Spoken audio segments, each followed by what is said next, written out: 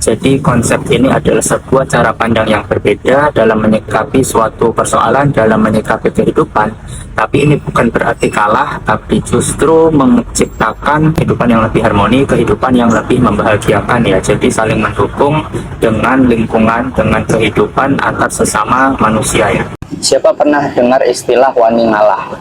Nah, wani ngalah atau berani mengalah ini adalah sebuah cara pandang yang menarik, cara pandang yang berbeda yang bisa kita jadikan sebagai salah satu pedoman atau pegangan hidup ya.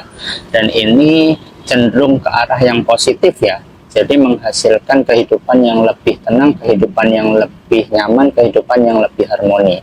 Nah, teman-teman yang tertarik untuk mempelajari tentang konsep wani ngalah ini, yuk kita belajar bareng, simak video ini sampai habis. Tapi jangan lupa sebelumnya follow dulu akun saya dan kasih tanda like-nya. Teman-teman juga boleh untuk tinggalkan jejak di kolom komentar, simpan video ini supaya bisa ditonton ulang di lain waktu, dan share ke sebanyak mungkin teman-teman ya. Nah, istilah wani ngalah ini terdapat atau disebutkan di dalam Tembang Mijil karya Sunan Bonang. Apa sih Tembang Mijil itu? Yaitu sebuah karya sastra yang bagian dari tembang Macapat. Nah, Tembang Mijil sendiri itu artinya adalah keluar ya. Jadi sebuah karya sastra yang ditujukan kepada anak yang baru lahir ya, baru keluar ke dunia, ke alam dunia. Dan isi dari Tembang Mijil ini adalah berupa nasihat-nasihat, pitutur, wejangan-wejangan seputaran kehidupan, tentang kasih sayang, belas kasih, tentang harapan. Tujuannya memberikan pandangan-pandangan, nasihat-nasihat kepada anak yang baru lahir dalam menjalani kehidupan dunia ini. Oke, saya bacakan satu bait Tembang Mijil yang memuat kata-kata atau konsep tentang wani ngalah ya. Ini saya bacakan dari detik.com yang mengutip dari buku Macapat Tembang Jawa Indah. Nah, liriknya seperti apa? Dedalane guna lawan sekti. Nah, ini artinya adalah jalannya orang berilmu, jalannya orang yang berguna atau orang yang ingin menjadi berkualitas, kudu andap asor, yaitu harus rendah hati, harus bersopan santun. Wani ngalah luhur wekasane. Jadi berani mengalah itu akhirnya luhur, akhirnya bagus, akhirnya mulia. Tumungkula yen dipundukani, jangan membantah ketika dinasihati ya. Jadi menunduklah jika dimarahi, jika dinasihati jangan membantah. Bapang dan simpangi, jadi hal-hal negatif, angkara murka yang sifatnya hura-hura itu perlu dijauhi. Ana catur mungkur. Nah, ketika ada pembicaraan yang kita tidak pahami atau sekiranya tidak penting itu, atau berupa pergunjingan, itu perlu dijauhi ya. Nah, itu adalah satu bait dari Tembang Mijil yang memuat kata-kata wani ngalah ya.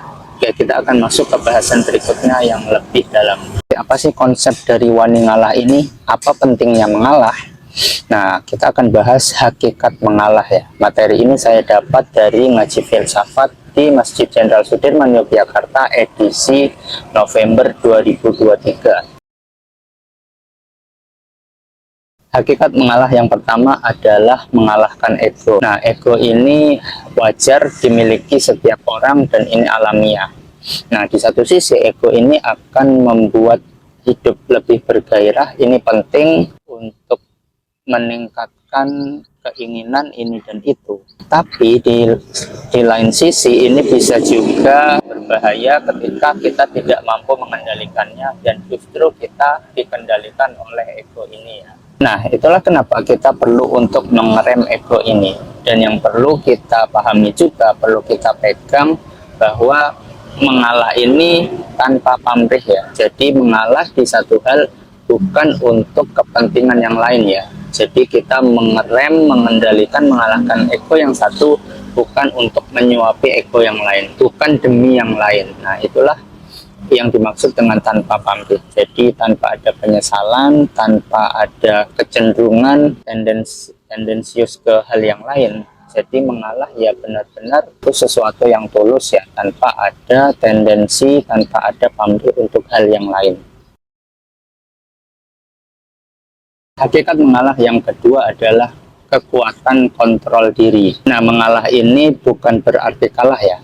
Kita bisa menang, tapi memilih mengalah. Kita bisa menang, tapi memilih memberikan kemenangan kepada orang lain. Nah, ini luar biasa ya. Jadi, mengalah itu juga bukan berarti lemah. Justru kita kuat karena kita mampu mengendalikan, kita mampu mengontrol keinginan diri kita untuk menang dan merelakan kemenangan itu untuk orang lain, merelakan kebahagiaan, kesenangan, kebanggaan itu untuk orang lain ya. Nah, kontrol diri ini juga bermakna kita itu mampu menerima ketidaksesuaian, menerima ketidaknyamanan ya. Dan juga kita tidak lagi berpikiran bahwa itu seharusnya hak saya, itu seharusnya kemenangan saya, tapi kita sudah merelakan segalanya, kita meninggalkan kemenangan itu, kita relakan kepada orang lain dan tidak lagi pamrih, tidak lagi mengungkit-ungkit sesuatu yang kita anggap sebagai hak kita anggap sebagai milik kita. Hakikat mengalah yang ketiga adalah melepas godaan duniawi. Nah, jadi mengalah ini berarti kita meninggalkan ikatan-ikatan seputar keduniaan yang mana itu berhubungan dengan ego kita ya. Ada satu quote menarik yang sebenarnya saya lupa dari siapa. Apakah ini dari Pak Faiz atau dari Pak Faiz juga mengutip. Tapi ini menarik ya. Quote-nya begini. Yang sudah lewat lupakan, yang akan datang tunggulah, yang sudah ada syukurilah. Jadi yang belum datang itu ya ditunggu dulu, tidak usah dipikir, tidak usah terlalu kita inginkan. Tapi kalau sudah datang, barulah kita urus, barulah kita perhatikan, barulah kita beradaptasi dengannya ya. Nah, melepaskan godaan duniawi ini berkebalikan dengan ego ya, bertentangan dengan ego. Kalau kita masih sangat-sangat terikat pada banyak hal seputaran duniawi, maka itu berarti ego kita makin meningkat ya. Nah, sebaliknya kalau kita mampu melepaskan keterikatan-keterikatan itu, berarti kita sudah mampu mengontrol ego ya. Hakikat mengalah yang keempat adalah sebagai wujud cinta yang tulus. Nah, kalau kita kembali ke poin satu tadi, jadi mengalah itu bisa jadi karena masih punya motif pamrih ya. Karena mengalah di satu hal tapi demi mengejar sesuatu atau pamrih yang lain ya. Nah, dengan cinta yang tulus, kita bisa mengalah benar-benar tanpa pamrih, tanpa memikirkan keuntungan yang lain. Mengalah ini bukan demi yang lain, jadi tapi benar-benar tulus mengalah tanpa motif apapun ya.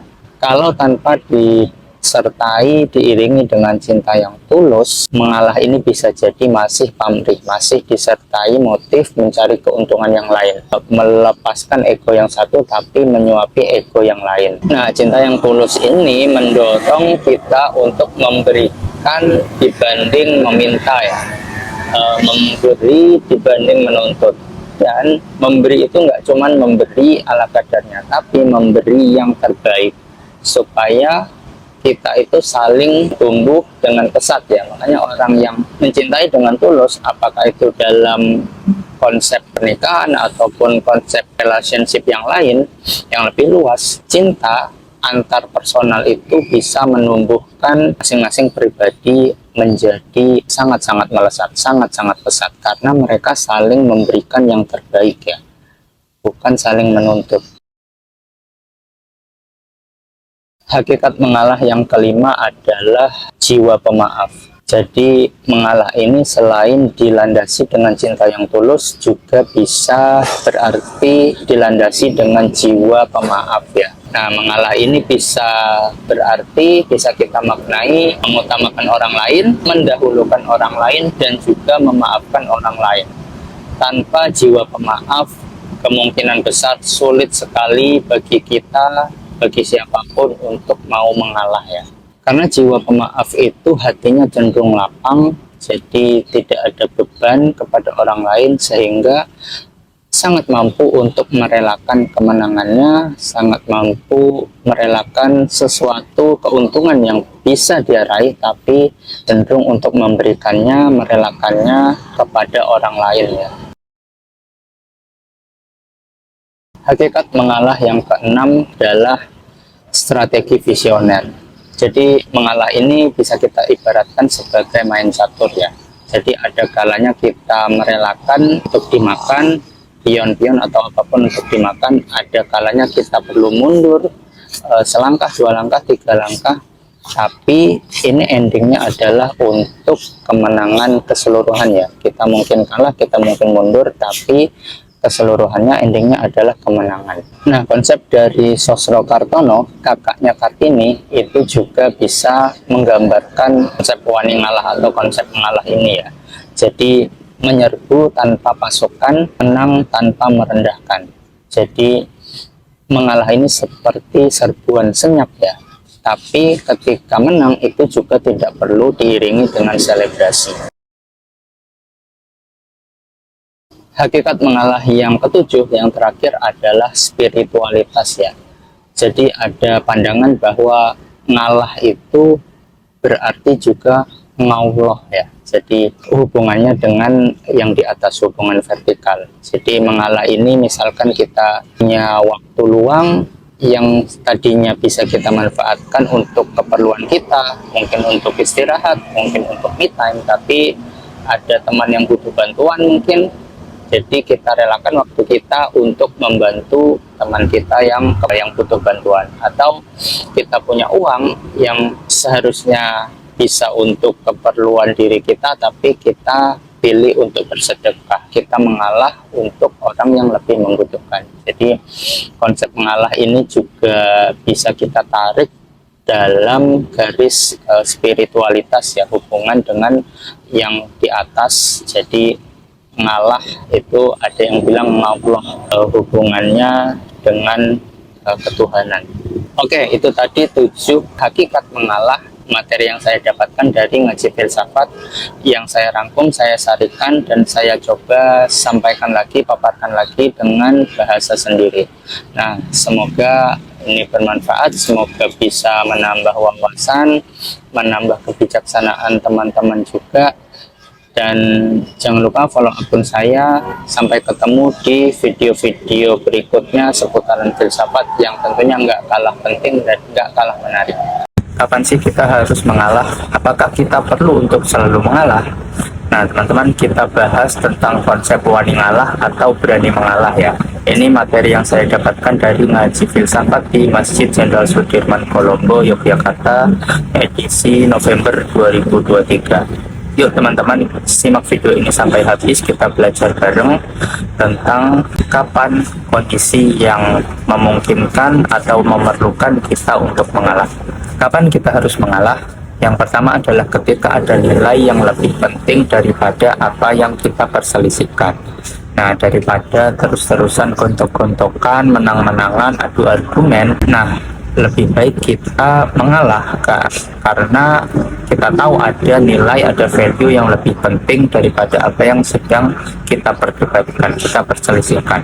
Tapi untuk ke sana kita perlu tahu, kita perlu untuk mampu melihat kondisi, melihat masalah secara lebih jauh, secara lebih luas ya, supaya kita tahu posisi yang kita perselisihkan itu seperti apa, dan ternyata ada nilai yang lebih penting untuk kita kejar dibanding kita adu argumen, adu kuat-kuatan di suatu hal ini. Kapan kita harus mengalah? Yang kedua adalah saat semua opsi itu sama-sama baik.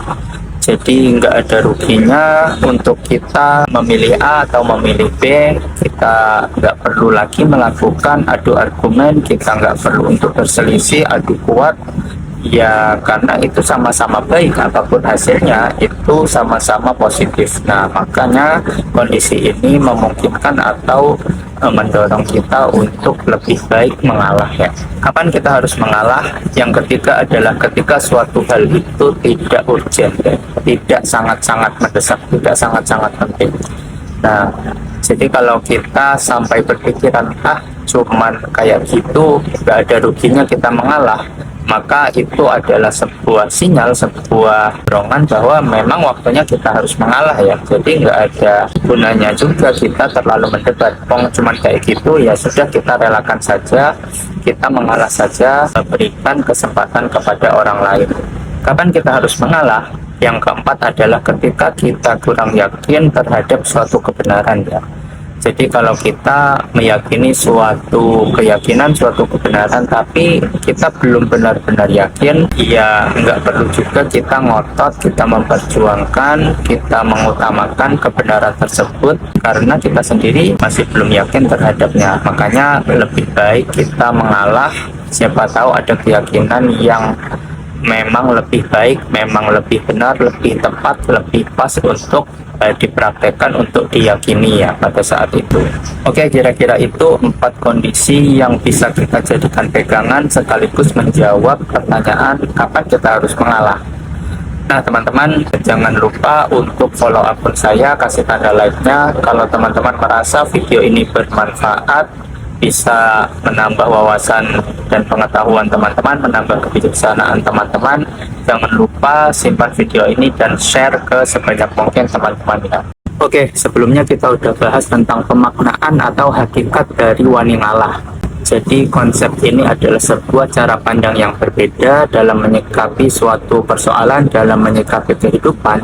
Tapi ini bukan berarti kalah, tapi justru menciptakan kehidupan yang lebih harmoni, kehidupan yang lebih membahagiakan ya. Jadi saling mendukung dengan lingkungan, dengan kehidupan antar sesama manusia ya. Nah, kali ini kita akan bahas satu topik menarik lagi tentang wani ngalah ya. Nah, tapi sebelumnya teman-teman jangan lupa follow akun saya, kasih tanda like-nya, teman-teman juga boleh simpan video ini dan juga share ke sebanyak mungkin teman-teman. Oke, kali ini kita bahas prinsip-prinsip yang dibutuhkan untuk menumbuhkan sikap wani ngalah ya. Kalau sebelumnya kita sudah membahas pemaknaan atau hakikat dari wani ngalah, yang mana wani ngalah ini bukan berarti kalah, tapi justru mengarahkan kehidupan yang lebih baik, kehidupan yang lebih membahagiakan, kehidupan yang harmoni antar sesama manusia. Maka untuk menuju ke sana ada prinsip-prinsip yang harus kita pegang, yang harus kita praktekkan ya. Nah, kita akan bahas satu persatu. Yuk simak video ini sampai habis ya. Prinsip yang pertama adalah empati. Empati ini adalah mampu memposisikan diri kita di posisi orang lain. Jadi kita mampu setidaknya merasakan, membayangkan apa yang sedang dialami orang lain. Nah, dengan mampu memahami, mampu berempati, ini kita akan bisa secara pelan-pelan menumbuhkan sikap wani ngalah ya, sikap untuk mengalah, karena kita tahu apa yang orang lain rasakan, apa yang orang lain alami. Prinsip yang kedua adalah percaya bahwa dunia ini adil. Jadi dunia ini secara alamiah bersikap fair ya. Apa yang kita tabur, itu yang kita tuai. Nah, kita perlu tumbuhkan sikap positif, pandangan positif bahwa apabila kita melakukan kebaikan, maka akan mendapat balasan kebaikan. Apabila kita menerapkan, menumbuhkan sikap mengalah, ini kebaikan kepada orang lain, suatu saat kita akan mendapatkan kebaikan yang sama juga. Prinsip yang ketiga adalah kontrol diri. Jadi ini adalah menahan keinginan, menunda keinginan. Jadi misalnya kita ke warung, kita pengen ini itu, pengen mengambil lauk ini, lauk itu, tapi kita tunda, kita tahan dulu, kita ambil yang seperlunya, secukupnya. Sehabis gajian misalnya kita sudah membayangkan kepengen beli ini, pengen beli itu, tapi kita tunda dulu, kita tahan dulu, sesuai dengan budget, sesuai dengan yang kita anggarkan, keuangan yang kita miliki, makanya kita tunda dulu beli ini itu. Nah, ini adalah bentuk kontrol diri untuk melatih kita supaya kita bisa mengalah, merelakan sesuatu yang sebenarnya kita bisa dapatkan. Prinsip keempat adalah melemahkan ego. Nah, di bahasan sebelumnya kita sudah bahas bahwa ego ini di satu sisi penting sebagai gairah menjalani kehidupan, tapi di sisi lain ini juga bisa bahaya ketika kita tidak mampu mengontrolnya, karena bisa jadi kita yang dikontrol oleh ego ya. Nah, mengendalikan atau melemahkan ego ini dengan cara menyadari bahwa apa yang kita inginkan itu tidak semuanya kita butuhkan, tidak semuanya diperlukan, dan tidak semuanya itu positif juga. Nah, ini pemahaman yang perlu kita pegang, prinsip yang perlu kita pegang supaya kita bisa melemahkan ego kita, dan pada titik tertentu nantinya membantu kita dalam menjalani melatih sikap untuk mengalah. Oke, itu tadi 4 prinsip yang perlu kita pegang kalau kita mau melatih menumbuhkan sikap mengalah. Nah, jangan lupa teman-teman follow akun saya dan kasih tanda like-nya.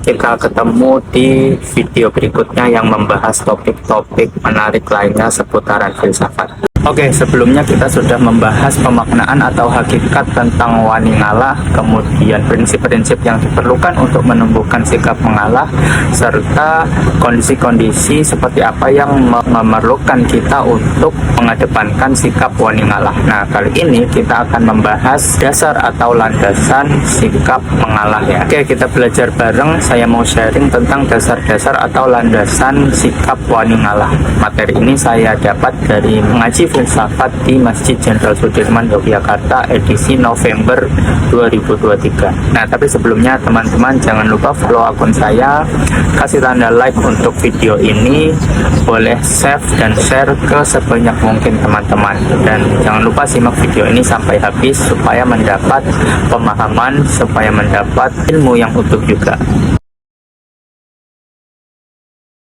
Dasar wani ngalah yang pertama adalah memayu hayuning bawana, yaitu maknanya adalah memperindah keindahan alam semesta. Jadi ini sifatnya adalah harmoni ya, jadi saling mendukung, saling memberi, saling bekerja sama, saling mengalah.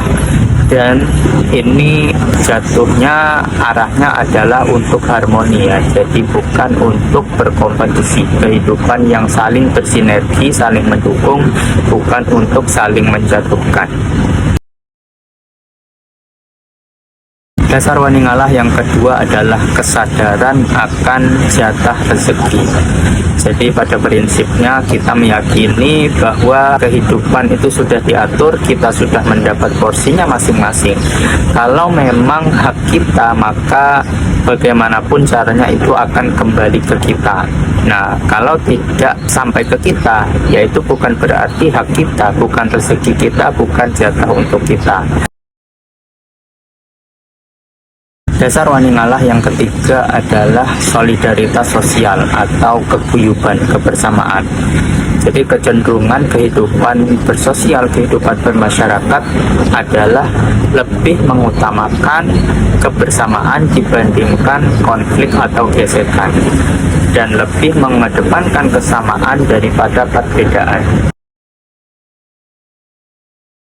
Dasar wani ngalah yang keempat adalah kesadaran tentang yang hakiki. Jadi dasarnya adalah kita tahu bahwa dunia ini adalah sawah ladangnya akhirat. Dunia ini sementara, sementara akhirat yang hakiki. Dan dari situ kita bisa menarik prinsip, kita bisa menarik pegangan bahwa buat apa mengejar, ngotot, memperjuangkan sesuatu yang sifatnya sementara. Jangan sampai itu sampai melupakan, sampai mengalahkan sesuatu yang lebih hakiki. Apalah dunia ini dibandingkan dengan akhirat. Kira-kira seperti itu. Dasar wani ngalah yang kelima adalah tirakat. Tirakat ini berarti meninggalkan, bisa berarti menunda dulu, menghindari dulu, menjauhkan dulu.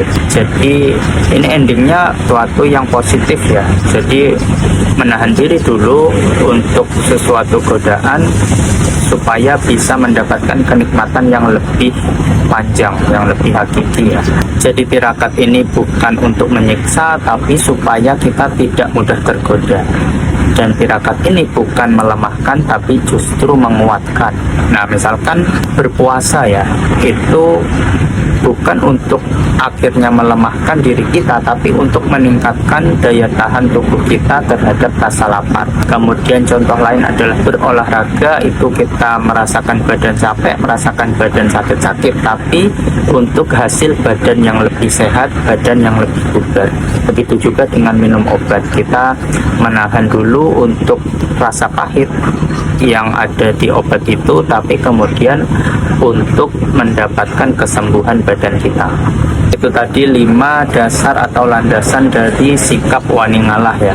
Kalau teman-teman merasa video ini bermanfaat, ada ilmunya, menambah pengetahuan, menambah kebijaksanaan teman-teman, jangan lupa untuk kasih tanda like, follow akun saya, dan share ke sebanyak mungkin teman-teman. Sampai ketemu di video berikutnya yang membahas topik-topik filsafat lainnya yang gak kalah menarik ya. Ada satu topik menarik dari bahasan sikap wani ngalah atau berani mengalah, yaitu simbolisme bumi dan simbolisme tanduk.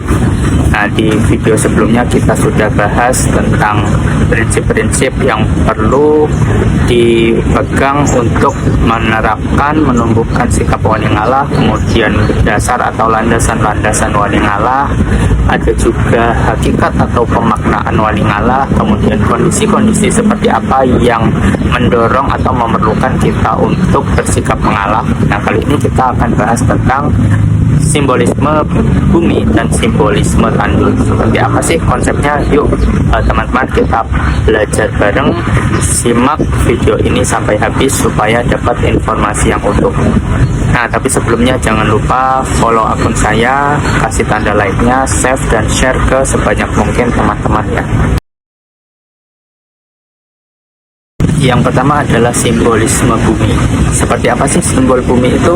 Yang pertama adalah bumi itu diinjak-injak jadi tempat kita melakukan berbagai kebejatan, berbagai kemaksiatan, berbagai hal-hal buruk lainnya, tapi bumi itu tetap tegar, dia tidak berontak, dia tidak melawan, walaupun terus-menerus diinjak, terus-menerus dijadikan tempat untuk angkara murka oleh kita, oleh manusia ya. Nah, kemudian yang kedua apa? Bumi ini punya semua unsur lain ya. Bumi mengandung unsur api, bumi mengandung unsur air, bumi mengandung unsur udara. Jadi nggak cuma unsur tanah, tapi bumi itu tidak menunjukkannya ya. Bumi itu dengan rendah hati tidak membesarkan dirinya ya, padahal dia memiliki semua unsur yang ada di bumi ini.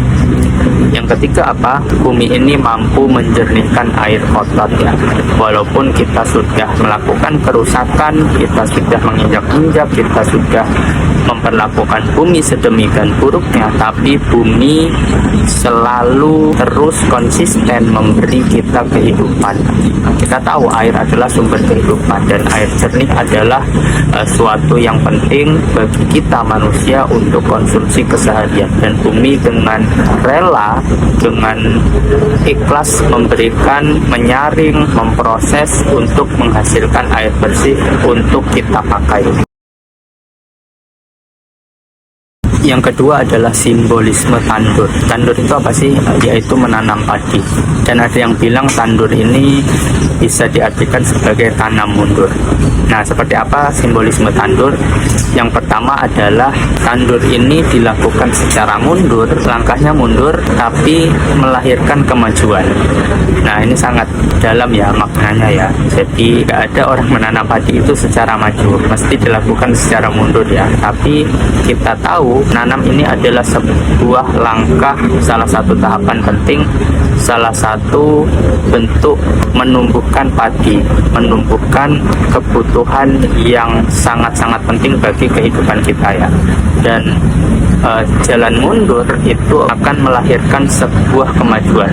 Itu berarti melakukan satu tahap penting untuk sebuah kemajuan, sebuah kehidupan padi. Kehidupan padi menghasilkan beras untuk konsumsi, untuk sumber kehidupan umat manusia. Nah, yang kedua adalah tandur ini dilakukan dengan menunduk.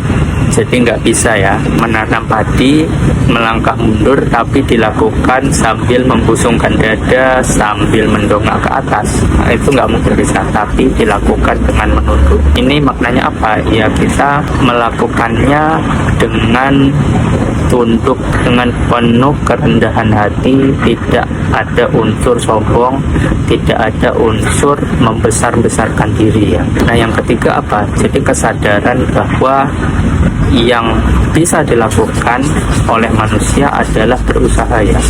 Kita bertugas menanam, memupuk, menyiangi, tapi setelahnya itu adalah kuasanya, itu adalah takdirnya. Kita porsinya adalah seputaran usaha, tapi hasilnya itu kita kembalikan. Apakah itu bisa berhasil, bisa sampai panen, ataukah tidak berhasil atau gagal panen, itu kita serahkan kepada takdir. Oke, kira-kira itu dua simbolisme yang berkaitan dengan sikap wani ngalah, sikap mengalah. Yuk sama-sama kita berlatih, kita sama-sama menumbuhkan sikap mengalah. Itu bukan berarti suatu kemunduran, suatu kekalahan, tapi akan menciptakan kehidupan harmoni, saling mendukung, saling support, menciptakan kehidupan yang lebih membahagiakan, yang lebih berkualitas lagi ya. Oke, kira-kira itu catatan saya seputar konsep wani ngalah yang saya dapat dari ngaji filsafat di Masjid Jenderal Sudirman Yogyakarta edisi November 2023. Nah, kalau teman-teman merasa video ini ada manfaatnya, ada ilmunya, bisa meningkatkan wawasan, meningkatkan kebijaksanaan, jangan lupa teman-teman untuk follow akun saya, kasih tanda like-nya, dan juga share ke sebanyak mungkin teman-teman supaya semakin banyak orang yang mendapatkan manfaatnya. Oke, sampai ketemu di video berikutnya yang membahas tentang topik-topik filsafat yang gak kalah menarik.